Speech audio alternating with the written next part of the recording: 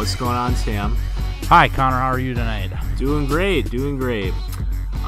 We've got a special guest in the studio today. We've got CJ Do we ever? Zabat. Hi. Thanks for coming on the show, CJ. Well, thanks for having me. Might want to take a drink of that water.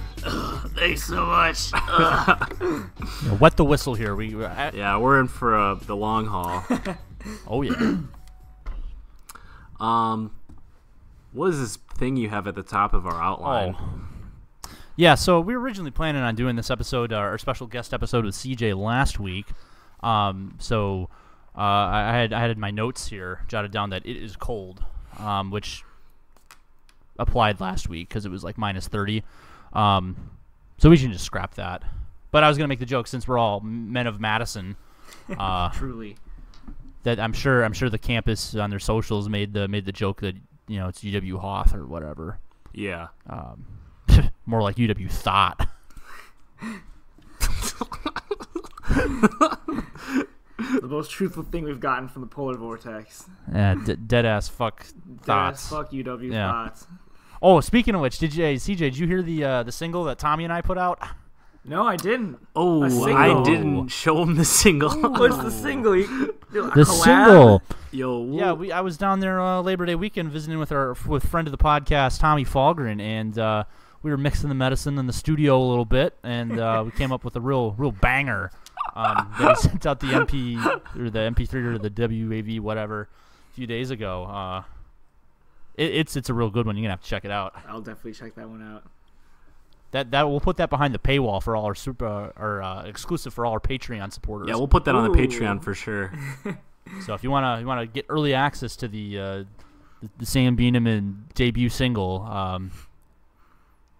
what's $1 a month? $1 a month pledge, that gets you everything, all the great beats. Exclusive access to the discography.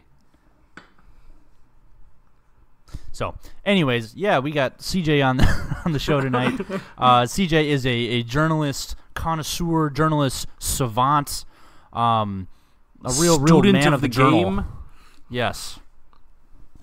And I think this, Connor, you kind of brought this up. We wanted, I think you had a hot take way back on like episode 2 or something, that you were really disappointed with our sports media brethren, and really kind of wanted to dive into the nitty gritty of this. And so now we're after the Super Bowl. It seemed like a good time to do this.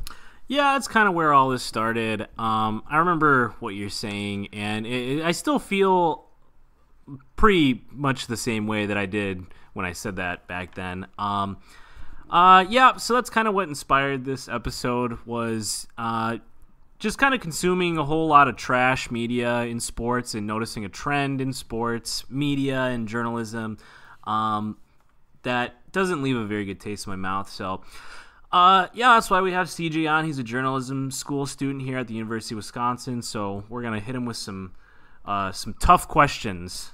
I'm ready. Oh God. I'm ready. Okay. All right. Well, let's get into it. Let's dive into it. CJ, what exactly is journalism? How would you define journalism? Well, according to all my training, journalism is informing the public, and with the objective facts. And so that's a pretty good way to put it, I think. I think something I'm getting really comfortable with this semester has been talking about like the stuff that's not always the facts, which is pretty relevant to content of the show tonight. And talking about going those other directions with it, of what else constitutes journalism, like literary journalism, for example, where you got our Thoreaus and our Homer talking about the war from ancient Greece, with that little more panache, you may say, compared to other people. But I think at its core, journalism it's always telling a story, and it always comes back to the same few traits that I think you can find in one way or another within every good news piece. And if you can't find some of these things, that's a sign you're maybe going down the wrong track. You got impact. So like how hard something's hidden. You got conflict, which I think you find a lot in sports. Novelty, which kind of is the gateway to a lot of the discussions that may not be super relevant just because it is novel. You got prominence, of how big something is. like our big baller brand, very prominent. Or that's definitely prominent.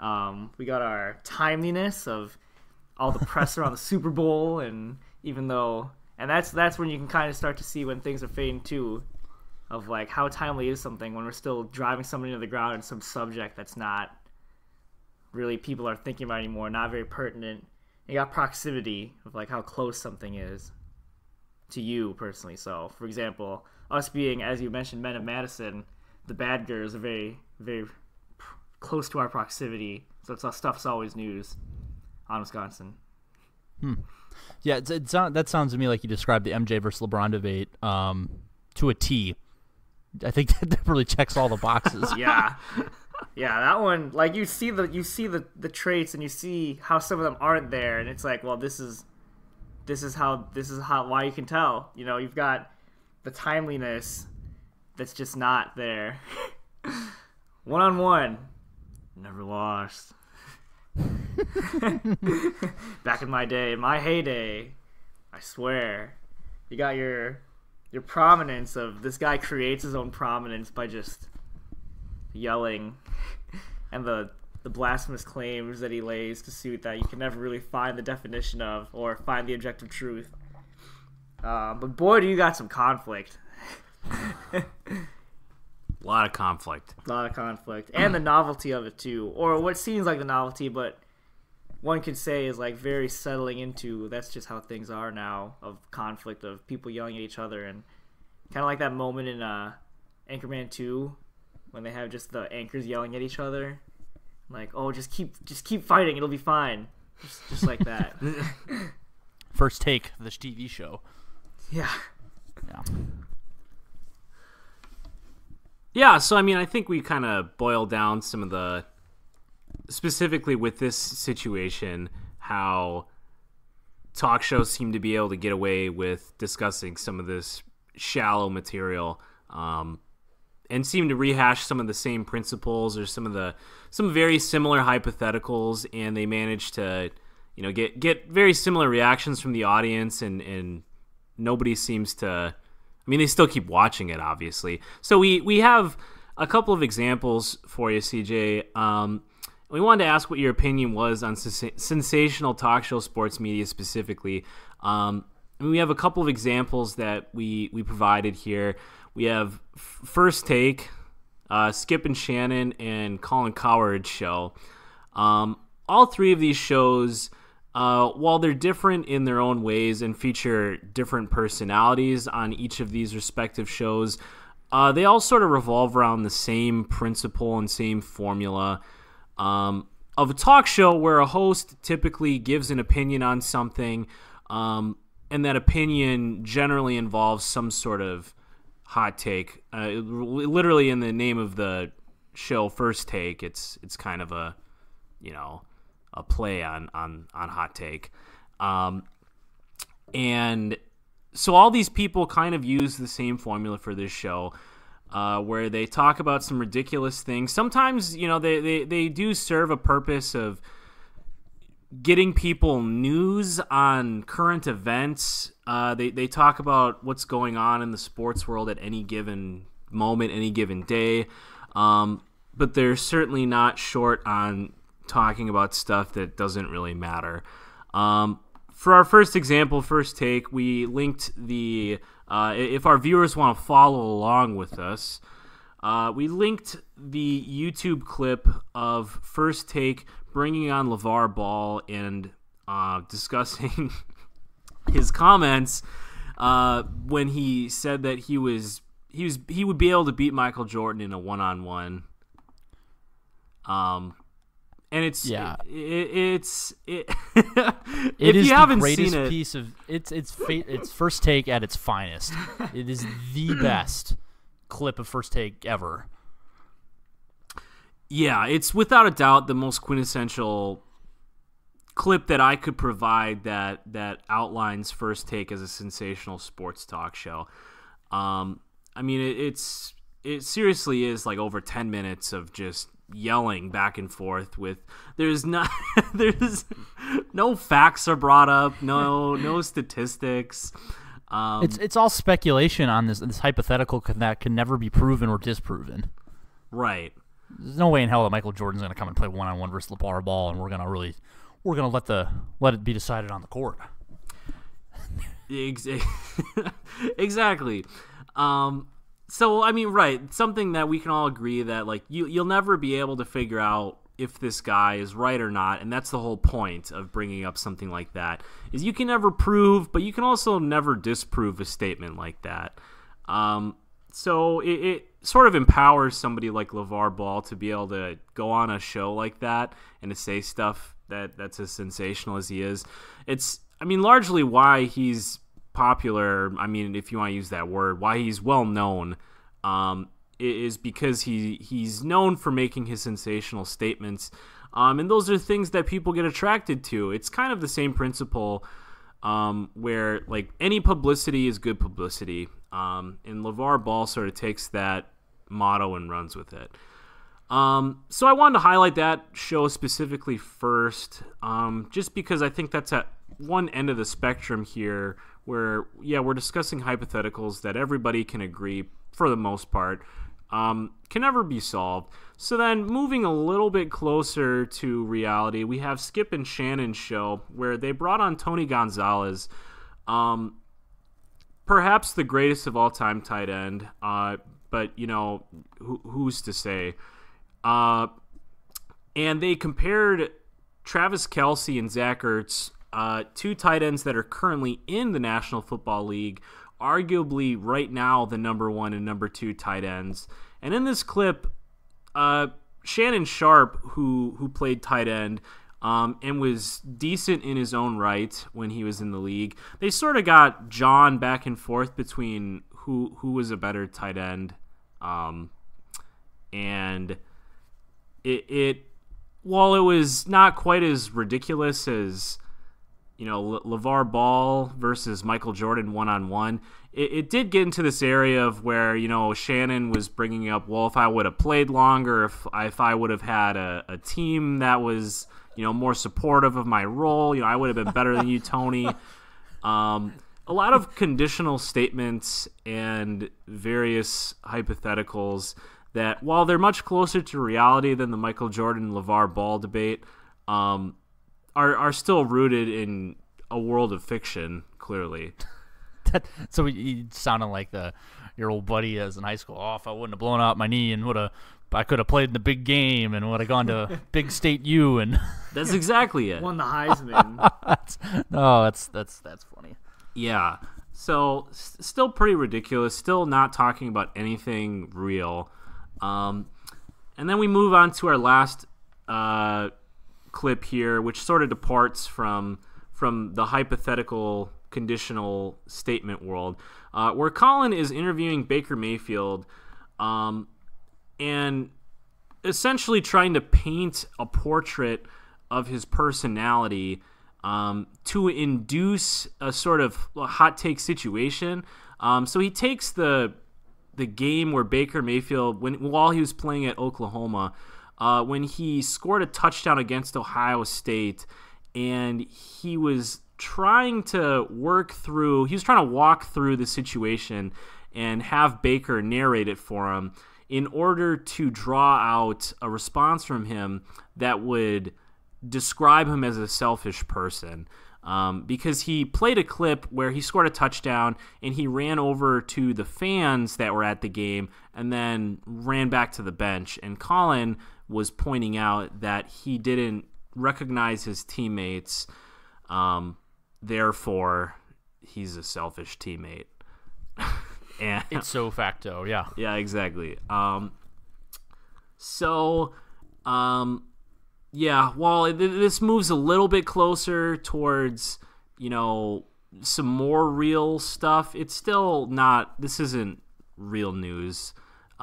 This is still in the realm of speculation, and something that I would certainly classify as sensational talk show, sports media. So, using this sort of spectrum that I've just sort of created, I want to ask CJ, what sort of comparisons can we make towards this kind of stuff with regular news media?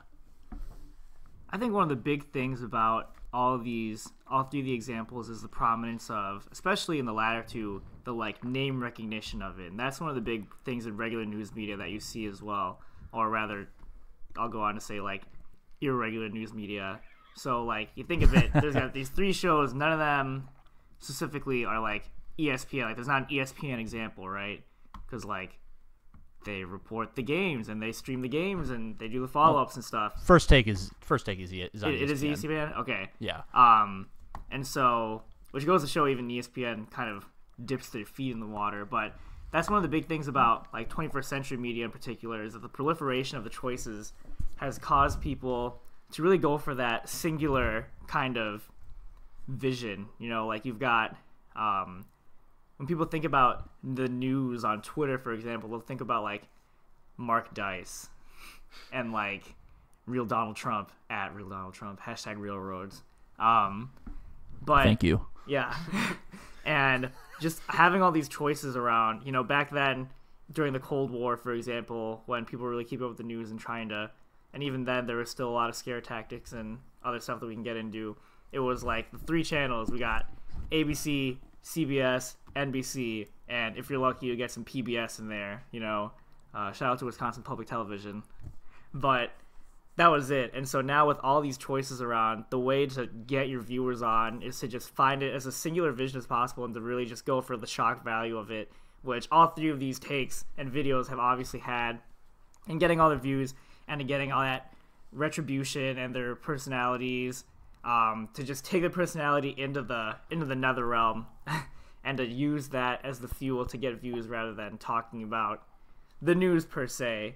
And so that's what happens too when you talk about, and you see that in a lot in regular news media too. Like we got our boy Tucker Carlson, for example, who is very based in taking something and then interpreting it for your viewer. For example, being like, well, you can look at this study that's probably not very good, and we're going to conclude that women are ruining America. And like that's what he feeds you, and that's like this, and he ends up being pretty successful in that. You got Laura Ingraham, who, you know, doesn't chase the objective truth. She just tells people to shut up and dribble, you know. And so there's that kind of slant where we've gotten away from the news media, even in those quote-unquote news outlets, where they're not really going for the news because they're not really shaping for that objective truth anymore. They're just trying to spoon-feed you something and trying to, like, give you a view and have you do something with it. And that's what a lot of what Skip and Shannon and First Take and Colin Cowherd end up doing too.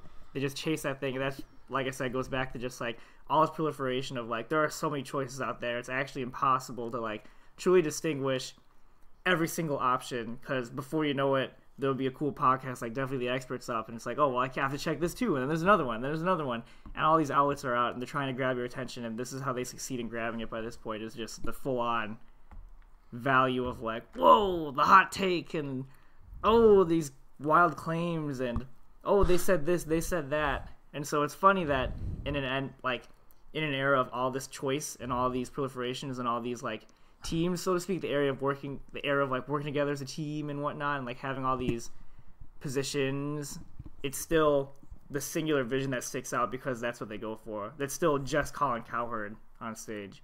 LeVar Ball is still just him, you know. Yeah. So that sounds to me like it's almost, a lot of these people are appealing to, it's almost like a clickbait attitude where I guess that's what it shock value, you know, is, you know, going for that headline where, hey, click to or tune in to see Stephen A. Smith say he said what? Yeah, definitely, you know? Definitely. And like there's the line, these are the people that really draw the line between like the news and then the stuff that people are going to be like, oh, well, that's not true. But you'll be surprised at people who still think that stuff is true. Like those clickbait ads, you know, like looking for blank, or like you'll never believe what stock is going to blow up. Like stuff that you can really see is very transparently just trying to let you grab at it. But then the stuff that's packaged so professionally and actually has this name recognition, like Colin Cowherd, and like Tucker Carlson, where like they just the way they're packaged makes you think they're actual news, but then you can dig a little deeper and you'll realize like, oh, that's not really the same thing. And so, however, it's because they're able to package themselves so well, even though they might not be what they say they are, that people are still able to feed into it. That's really what's fed into a lot of their success, is that they really just frame themselves as these really objective and like the number one outlets for news when the content they have begs to differ. So it sounds like you have a relatively negative opinion, and I guess I share that of some of these guys that are just up there. I mean, it's interesting, because they're up there a lot of time just spewing garbage on TV, but it works. They have shows, they ad revenue. It seems to work, and I think that's evidenced by the proliferation of not just in sports, but in media, news in general, the proliferation of these hot takes like you're talking about.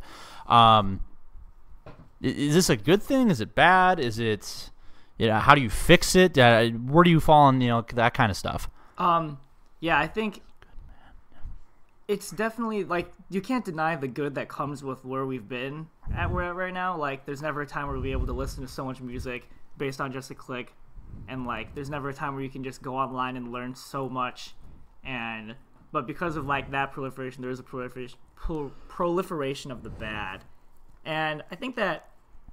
So I wouldn't say it's altogether the summation is bad, but I think it just makes more of a challenge for viewers and for media consumers to really search for the objective truth and trying to stay as informed as possible.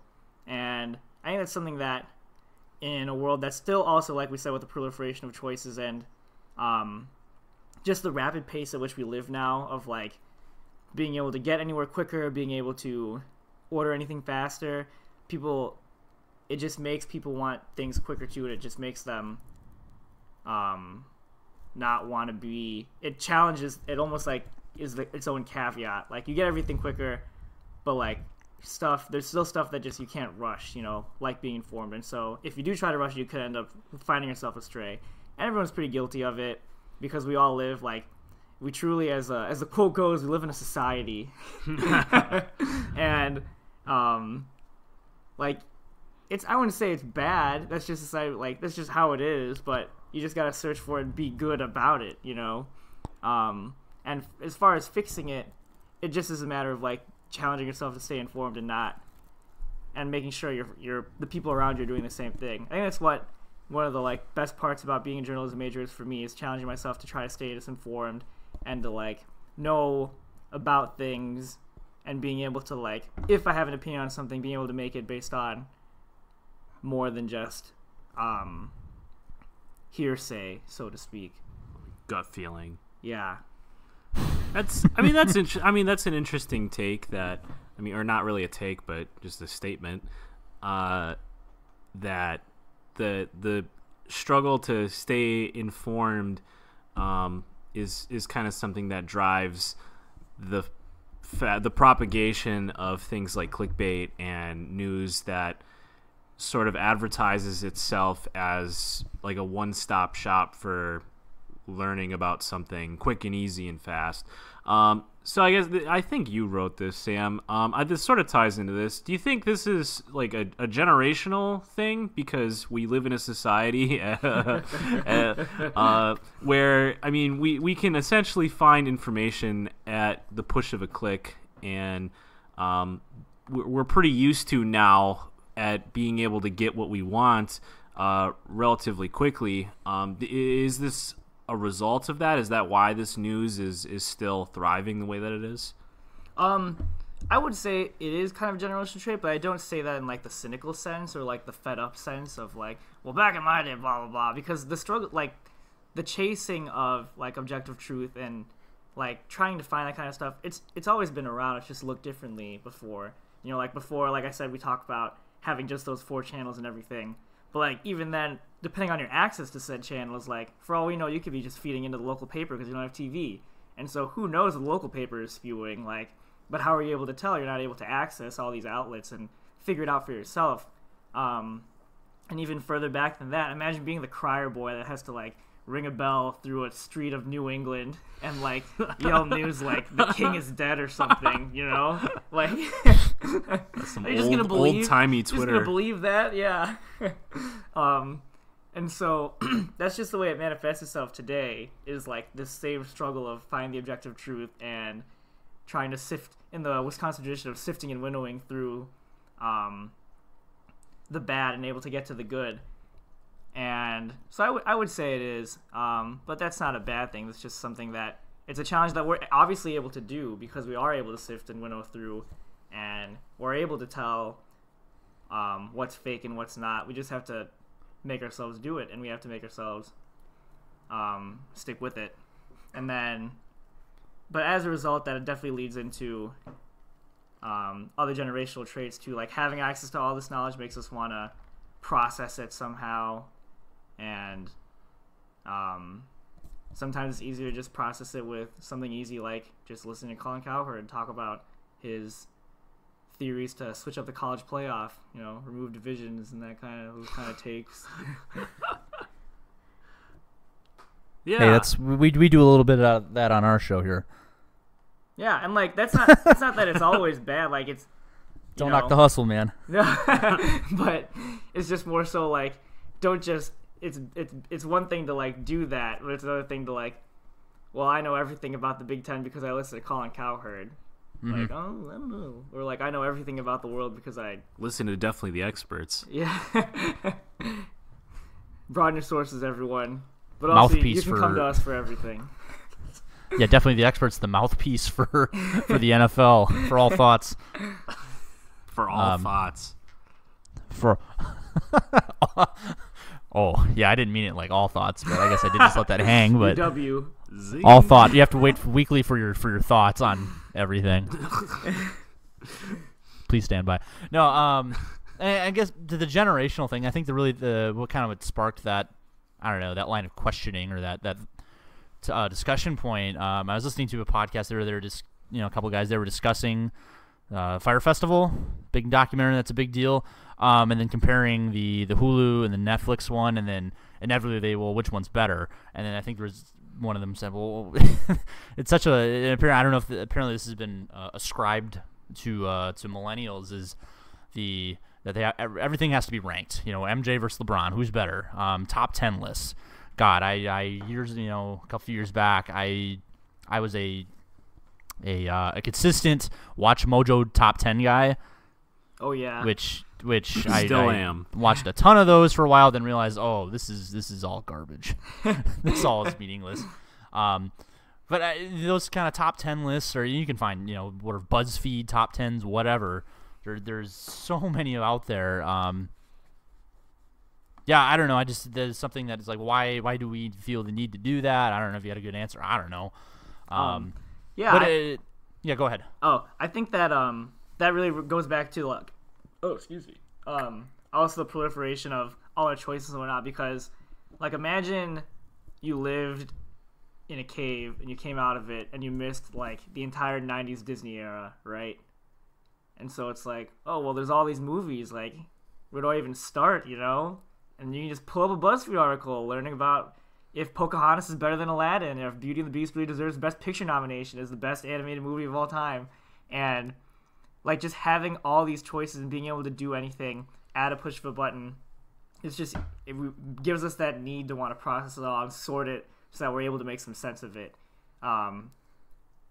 So, like, just taking all these things and putting them in order, it just makes sense for us, and it just gives us some order so that if it comes down to it, for example, I write for the Daily Cardinal, and I was trying to think of something to write for this semester, and it's like, well, I'll just review all the Grammy albums. Like, there's just this, even though obviously this is different in terms of Watch Mojo and the Recording Academy, but it's just that same concept of like, well, I'm gonna see what the Grammys nominated and just listen to that, and then I'll review it, and yeah, I can. If you turn it on its head enough and just repeat it over and over and over again, it really turns out to be the same thing. And like goes back to LeVar Ball versus Michael Jordan. Of like, can you really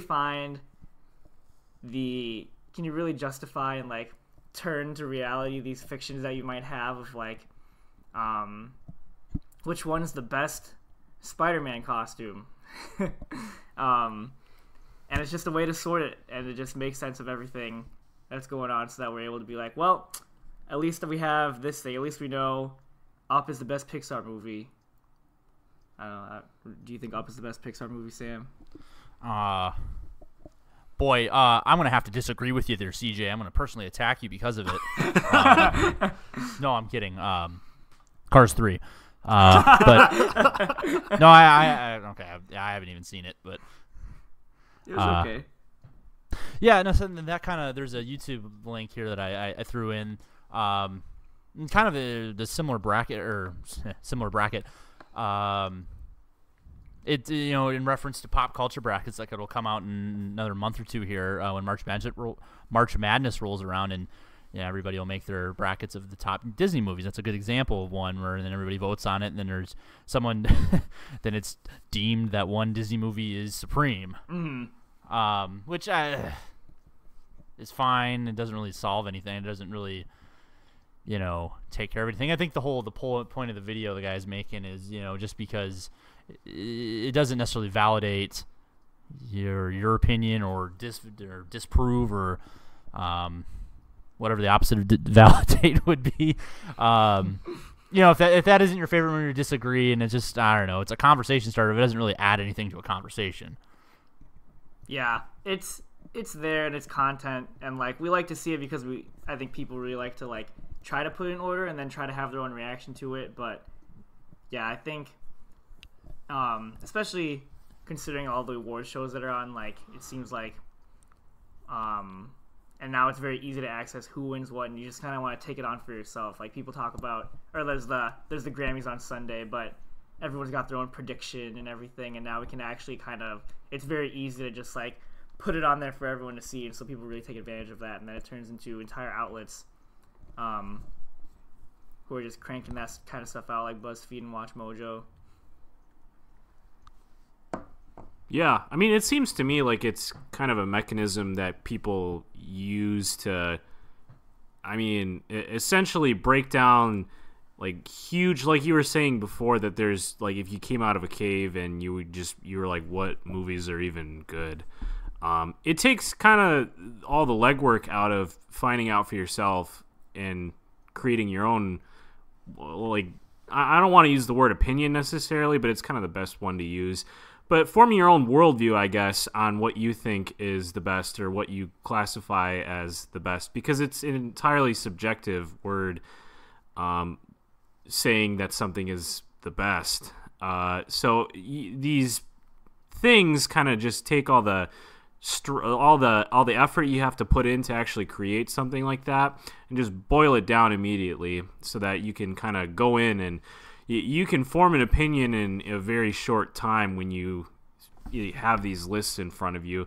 And I think that's kind of, in the hustle and bustle of our society that we have today, it's a very attractive thing to have.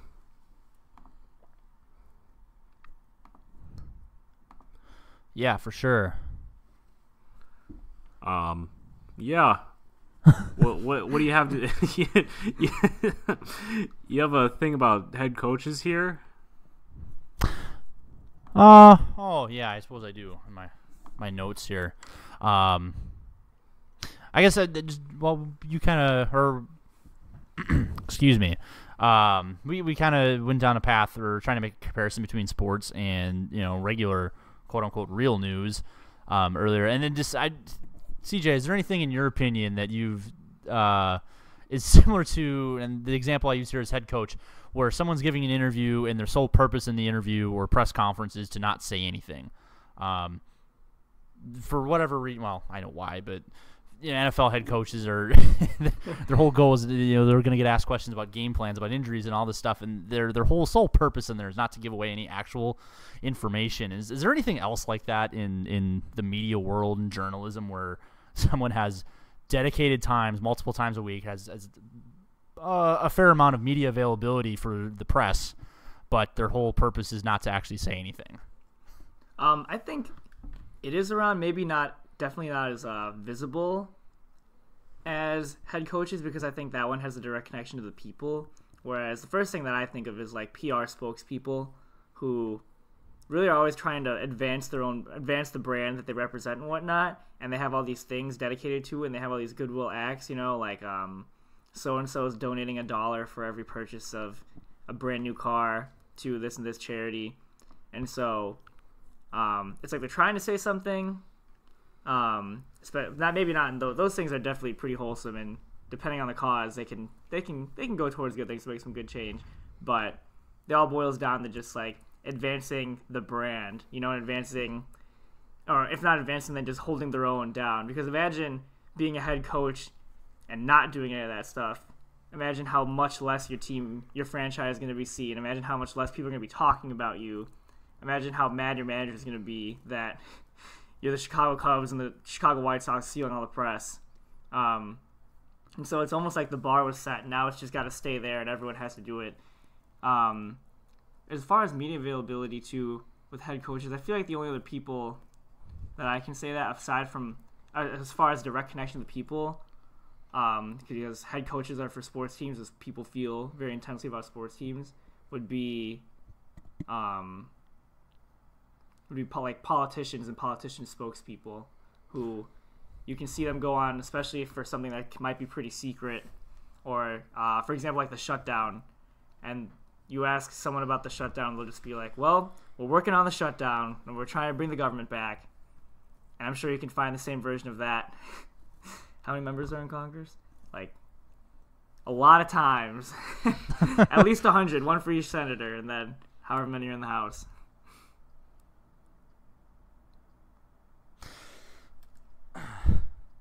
Yeah, and I guess that was the first thing I thought of too. Is that similar to whether the White House press secretary or any political anybody that holds political office, they're public relations or outs, or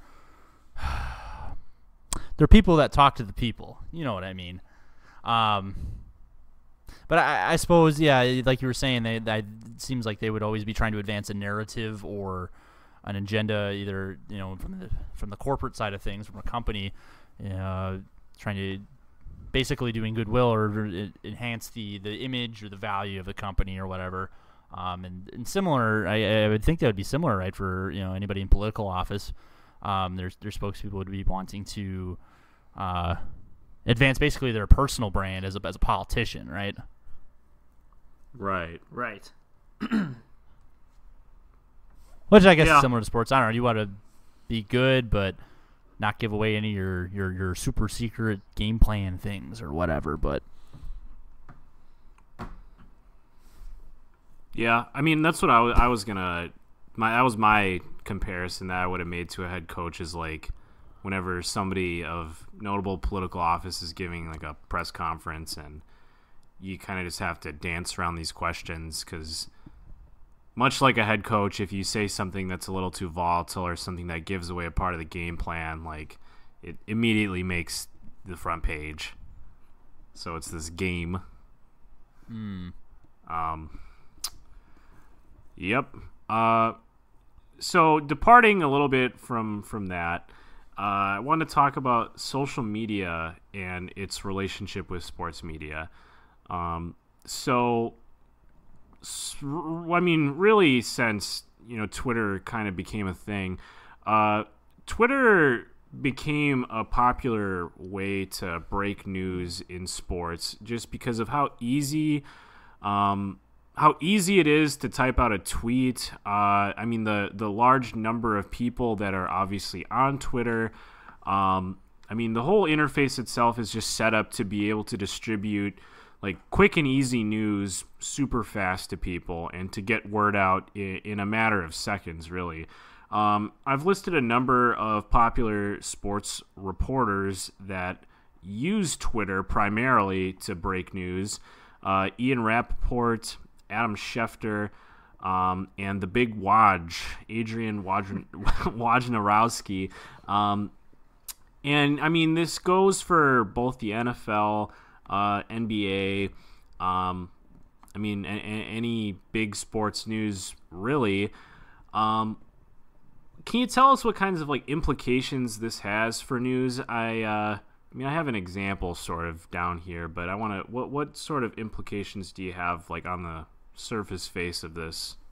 Do you have? Yeah, I think going back to the thing of like chasing the truth and everything, social media and the quickness of it, it's beneficial in that respect. I probably scroll down my own news feed and find news for you. Twitter give me the deets. Let's see. I might have cleared them all. I definitely cleared them all. Well, but regardless, it can be good. And it definitely helps because then people are on the same page quicker. But in terms of implications for news at large, it's something that we'll go over, especially with my strategic communications classes, like high involvement versus low involvement. And so that just speaks to like a high involvement product would be like a television, or not a television, like a washing machine, where like you really do your diligence trying to research it, and like you want to make sure you're making the best educated choice. Which washing machine is going to be the most environmentally friendly, or which one's going to wash your clothes the best, is most compatible with all of your bolo ties, you know. But then there's also the low involvement ones, like candy bars, where it's like that one's purple and that one's my favorite color, so I'm gonna buy a Wonka bar instead of a Hershey's. Or like I really need food right now, so I'm going to go to McDonald's because it is right across the street and I'm hungry. But I think one of the implications for social media is that it makes everything seem low involvement for things that might not be low involvement. And the pressure is to get them out as fast as possible. And so that can be leeway to play with here and there. For example, you can see a report if there's a big law passed, and you'll definitely see reports on it. But then who's to say what stage of that law is being passed in? Did the Don sign it? Did it pass the House? Did it pass the Senate? Did it pass the committee? This and that. And so it can definitely be good for news that's big and for people to be on the same page for stuff that'll affect everyone. But just a matter of making sure it also gets out correctly and accurately, and it's not super blown out of proportion when it doesn't need to be. If a law just passed its first stage, or if a bill just passes first stage in being law, there's still quite a leeway for it to go, so it's not exactly the best thing to like make this big announcement about, you know, unless you just make an executive order, because apparently those just, you can do whatever you want. True. Okay.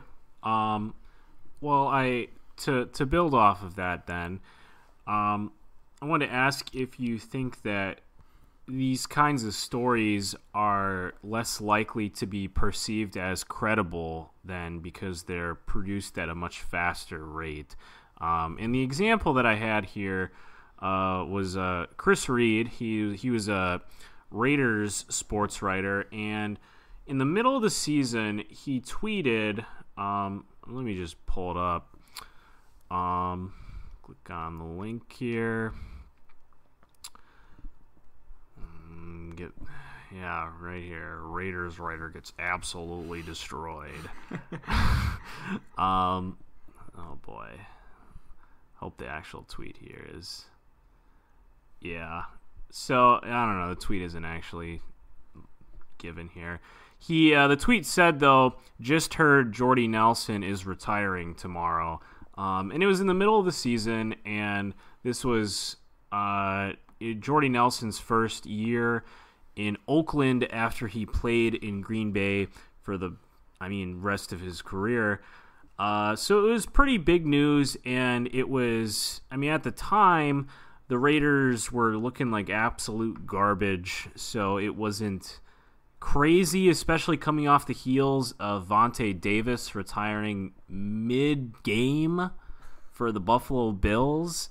So it was kind of backpacking off of that story, and I feel like that's kind of what Chris Reed was going for, because that story obviously gained a ton of traction and was picked up by a ton of people.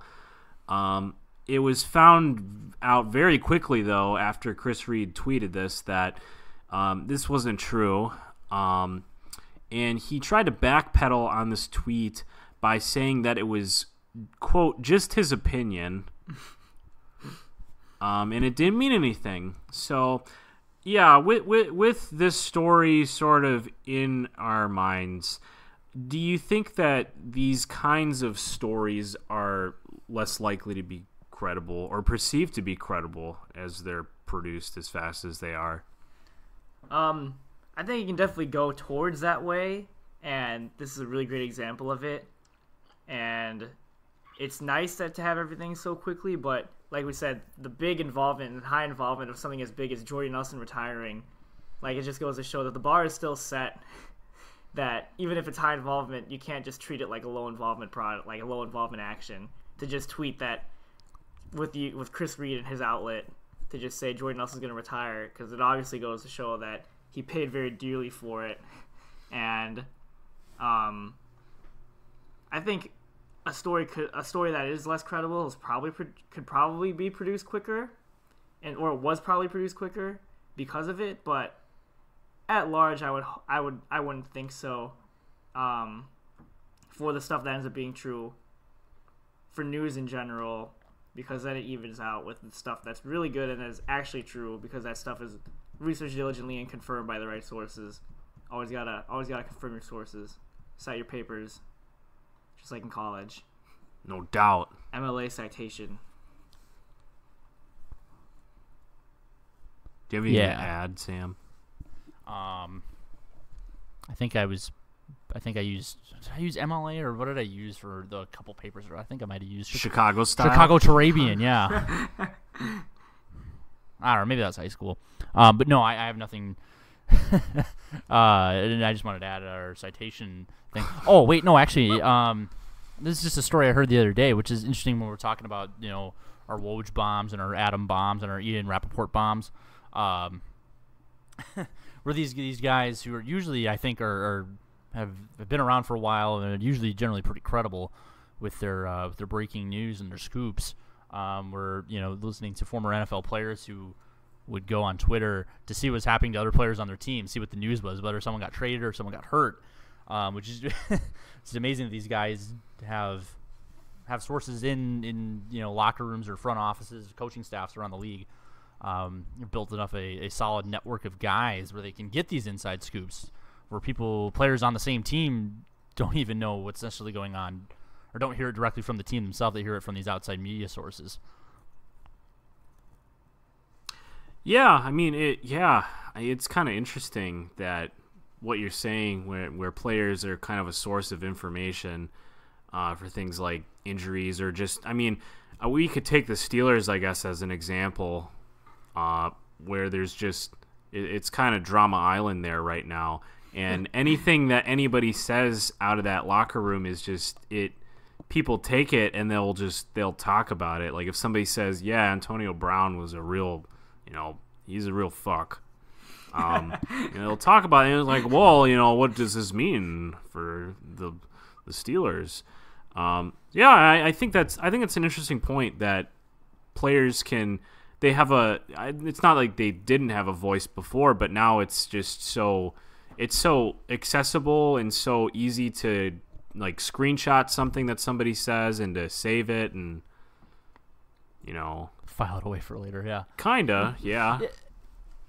And that's something with I think we're getting into kind of the petty wars here, and that happens, which I think is just absolutely hilarious when people in the media, some of the not necessarily journalists, but some of these more opinionated people, when they start reading into, well, such and such, or Antonio Brown liked a whole bunch of stuff on Instagram or followed a bunch of people on Instagram from the 49ers, and making these wild extrapolations from that, kind of really hanging on every word and action of these people online, which is, I don't know, does that really mean anything? Maybe, maybe not. Sometimes it does. I guess to draw a parallel, I guess I kind of feel similarly about, good example was last night was the State of the Union, where, after it was over, you get the talking heads afterwards that are, like, well, Trump said he used this specific language. He didn't, I can't remember exactly what it was, but it was something to the effect of, he didn't mention or he did mention compromise or something, really hanging on every single exact word he said, which I don't know, does that really mean how much is any of that actually mean. Yeah, just trying to extrapolate or explain further. Interpret is the word I'm looking for there. There it is. Yeah, so I mean, I think we're getting into some other stuff here now. I wanted to ask CJ, how do you think that social media, so like what Sam was saying, like Instagram, Facebook, Twitter, I don't know, Grindr, how does that affect our perception of athletes compared to the past? Because when I drew this question up, I mean, I used the example that Sam was talking about where, I mean, people literally talk about, Antonio Brown liking the 49ers or Jerry Rice saying something, or LeBron likes this person who tweets out, Anthony Davis to the Lakers, and LeBron will like that. Or just one more good one. This just happened where Lonzo Ball in his Instagram, he changed all his pictures and avatars or whatever, and removed all the Lakers, any Lakers memorabilia or gear from it. Wow. Yeah, people do that too, and people are like, oh, well, that must mean that they're getting traded, or this thing's happening, and we also have a pretty good example of athletes using social media.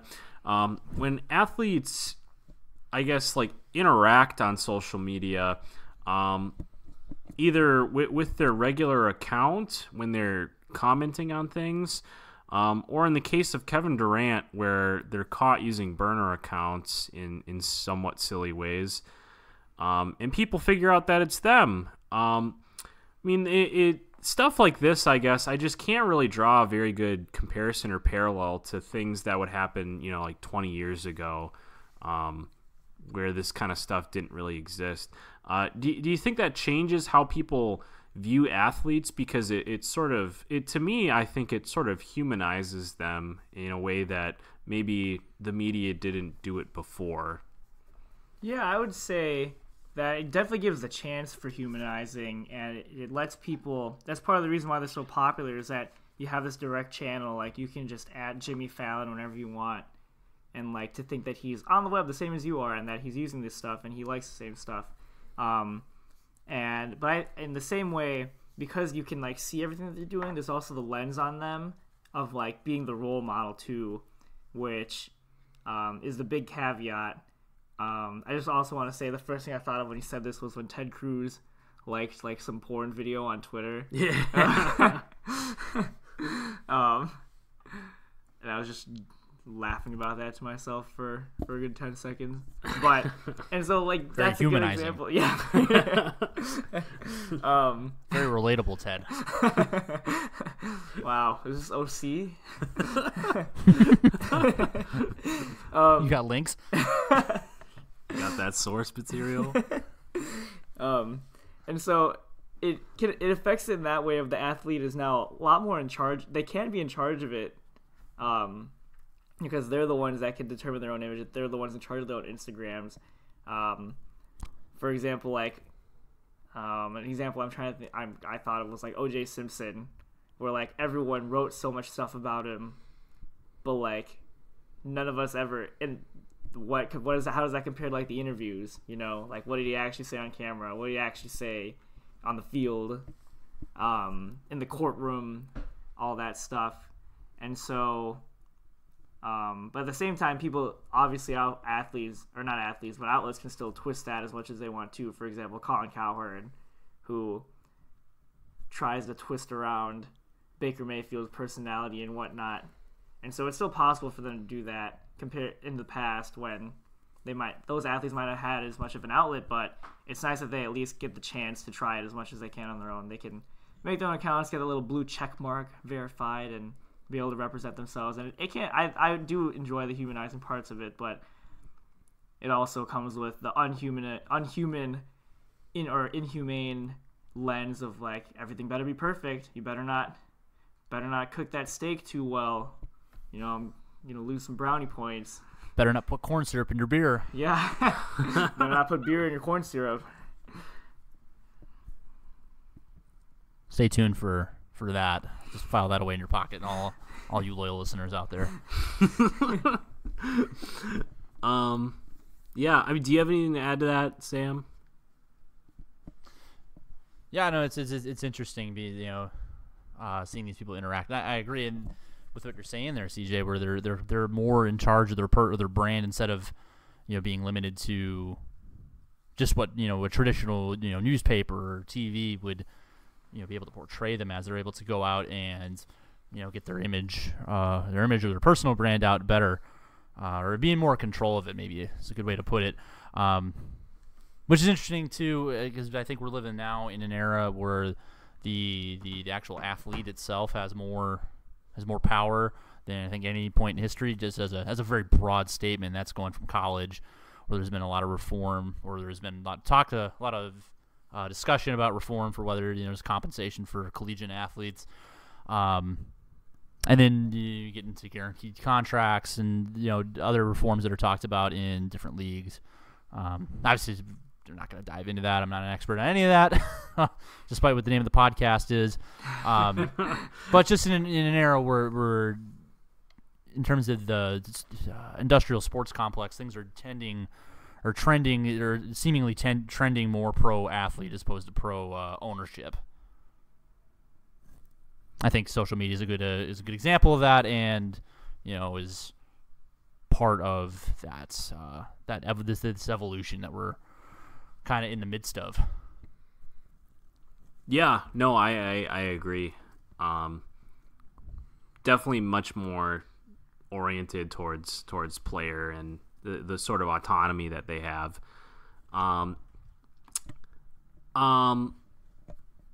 So kind of moving away from social media, we discussed a little earlier in the show about the proliferation of just news sources in general, as a result of people trying to find the headlines that cater towards the demographics that they want reading their news, and wanting to get the most interesting looking articles out there for the people that they want reading their stuff.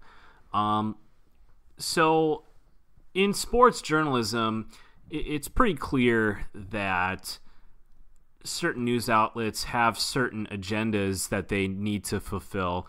And as an example of that, I have listed outlets like ESPN and Bleacher Report, either of which that you can go on at any given moment of any given day, and you will find something about LeBron James, or you will find something about Zion Williamson or the Duke Blue Devils. Do you have a good example? The Golden State Warriors.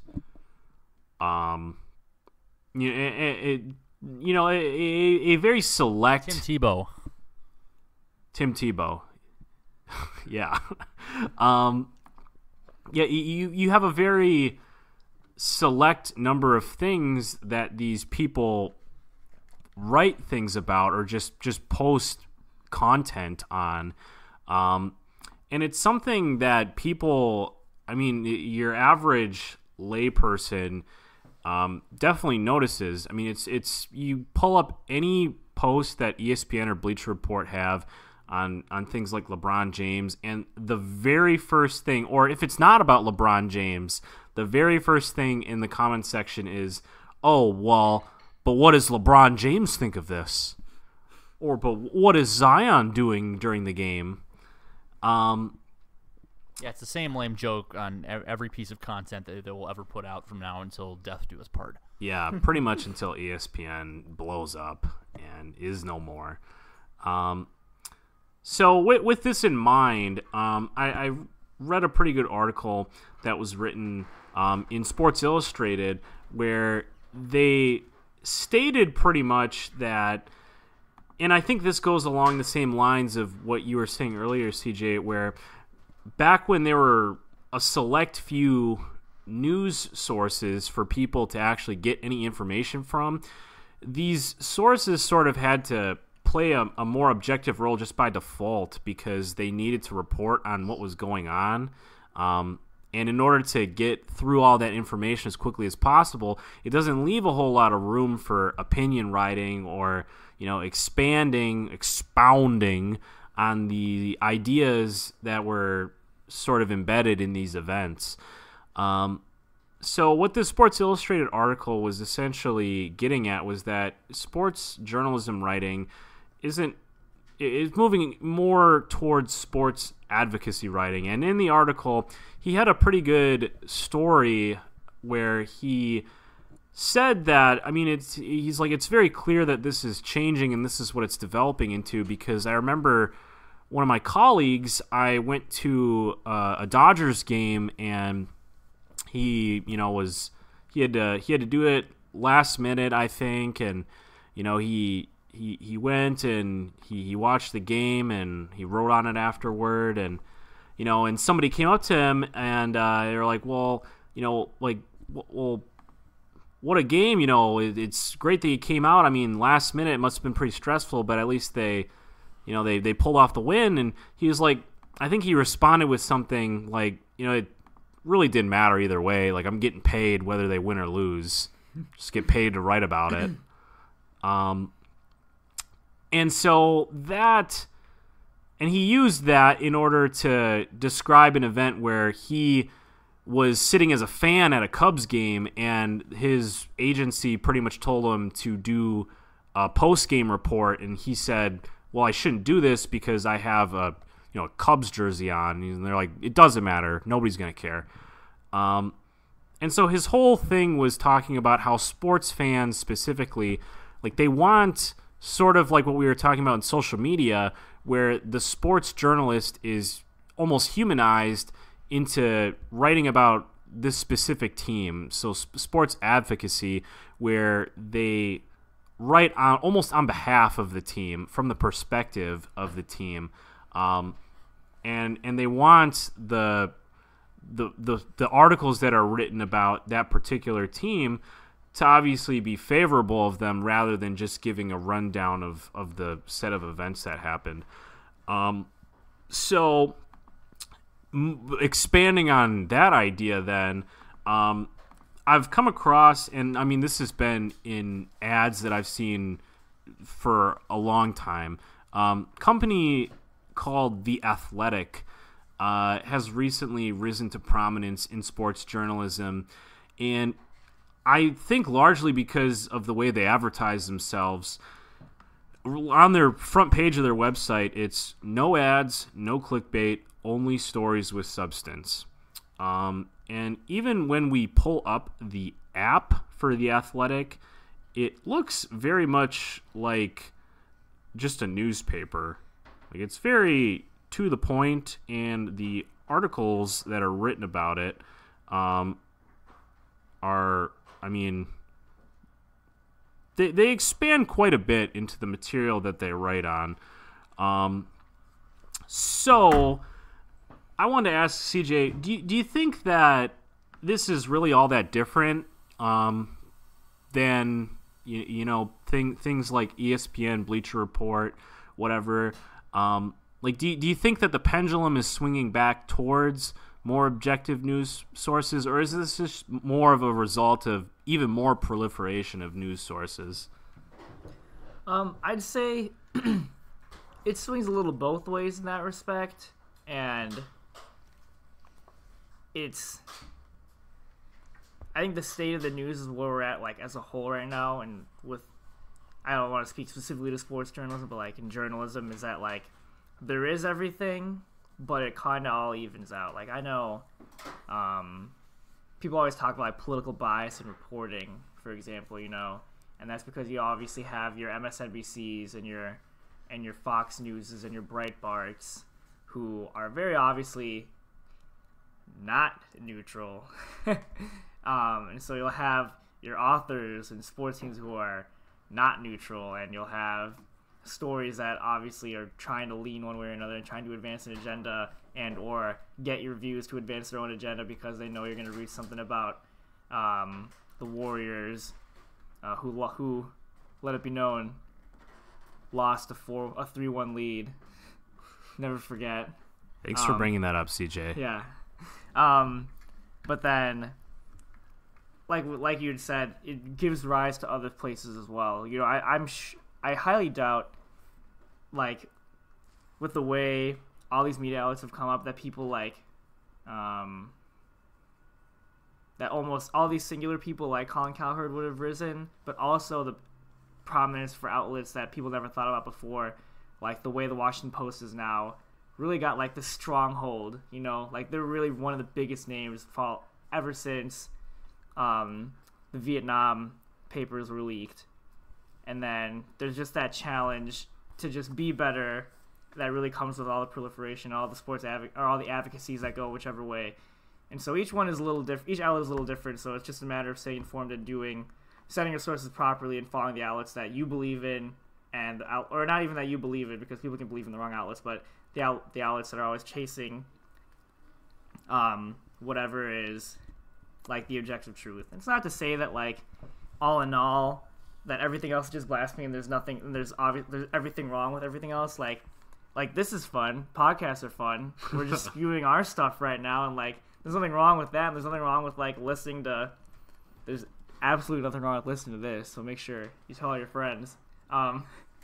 Or there's nothing wrong with like watching the needle drop. You know, talk about his hot takes, or it's just a matter of like just staying informed. If you want to, you can't say you stay informed unless you're really going out there and chasing it. Like you can't say you know everything about beer because you shotgunned a Miller Lite one time. Like that's not how that works. Like you can't say you know everything about journalism because you listen to me. Do you know that Miller Lite has corn syrup though? Really? Wait, as in syrup and corn mixed together? Yeah, that's what that means. Wow. Clearly. It's right in the word. So yeah, it's just the challenge. It all rises. Outlets come up and they fall off, and they lose credibility, they gain credibility. It's just a matter of just always finding the ones that are good and making sure you know of the ones that are bad, and staying informed and making sure the people around you are informed as well.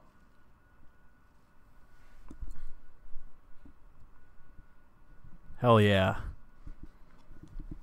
Hell yeah. Hell yeah. So, I mean, at the end of the day here, I mean, it really sounds like, you know, sports journalism, regular news journalism, it's all seems like it's all one song, man. It's all kind of the same. I mean, it's obviously different context, but when you really get down to the nuts and the bolts of it, there are a striking number of similarities. I would say so, definitely. Because they're all on the same playing field of the internet, and they're all on the same playing field of appealing to as many people as they can, and some of them are trying to chase a wider net, some of them are trying to chase the same demographics, some of them are trying to chase this and that, some of them are trying to chase the truth and nothing but. And so, yeah, they just have the different things of some people are only talking about whatever Sarah Huckabee Sanders said, and some people are only talking about whatever Aaron Rodgers said. Yeah, I guess it's interesting too, and you know, just as we were saying that, I'm thinking, well, especially nowadays, there's even more similarities because of the how politicized sports have become in the last few years here.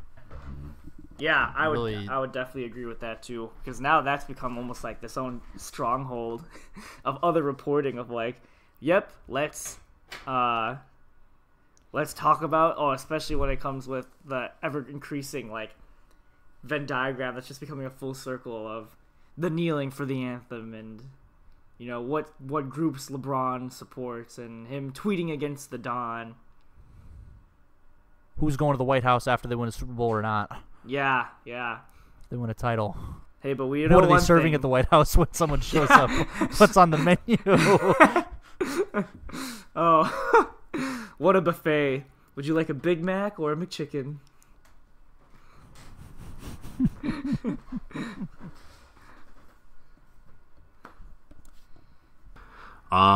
Cool. Anything else you wanna say? You wanna mention?